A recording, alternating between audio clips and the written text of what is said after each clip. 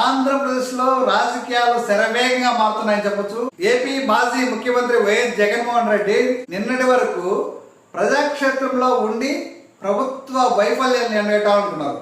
కానీ మళ్ళీ తన పందాన్ని మార్చుకున్నారు. అసెంబ్లీ వేదికగా ప్రభుత్వ వైఫల్యాన్ని ఎండగట్టాలని నిర్ణయించుకోవడం రాష్ట్ర రాజకీయాల్లో ఒక కీలక పరిణామంగా మారింది. ఎన్నికల ఫలితాల అనంతరం వైసీపీ మద్దతుదారులో కొత్త ఉద్వేగం రేకెత్తించేందుకు జగన్ తీవ్రంగా ప్రయత్నిస్తున్నారు.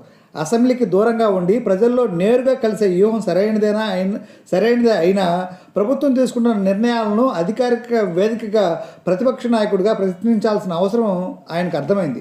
ముఖ్యంగా సూపర్ 6 హామీలలో ప్రభుత్వం కృషి చేస్తున్నట్లు చూపించే ప్రయత్నం చేస్తుండడంతో ప్రజల ముందు అసెంబ్లీలోనే దాని వైఫల్యాలను లేవనెత్తాలని జగన్ నిర్ణయించుకున్నట్టు తెలుస్తూ ఉంది. ఎన్డీఏ కూటమిలోని టీడీపీ, జనసేన, బీజేపీ నేతలు ఇప్పటికే జగన్ వ్యూహాన్ని అంచనా వేయలేక గందరగోళంలో గురవుతున్నారు. అసెంబ్లీలో జగన్ ప్రత్యక్షంగా పాల్గొనడం ద్వారా అధికార పక్షాన్ని నేరుగా ఆక్షేపించే అవకాశం ఏర్పడుతుంది. ఇప్పటి వరకు ప్రభుత్వానికి వ్యతిరేకంగా బయట జన సమీకరణలు, పత్రికా సమావేశాలు, సోషల్ మీడియా వేదికల్ని వినియోగించుకునేందుకు వైసీపీ ప్రాధాన్యం ఇచ్చింది. కానీ ఇప్పుడు అసెంబ్లీని ప్రధాన వేదికగా మార్చుకోవడం ప్రభుత్వం చేపడుతున్న విధానాలపై మరింత స్పష్టమైన విమర్శలు చేసేందుకు ఒక మంచి అవకాశం అని చెప్పొచ్చు.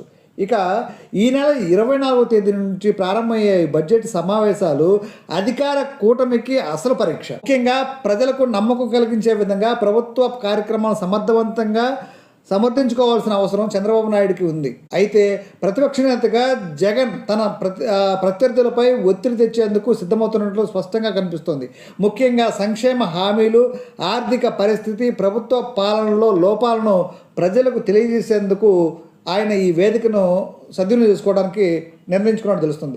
ఇప్పటి వరకు అసెంబ్లీ సమావేశాలు దూరంగా ఉండడం ద్వారా ప్రజల మధ్య మరింత సమీపంగా ఉండాలని భావిస్తున్నారు.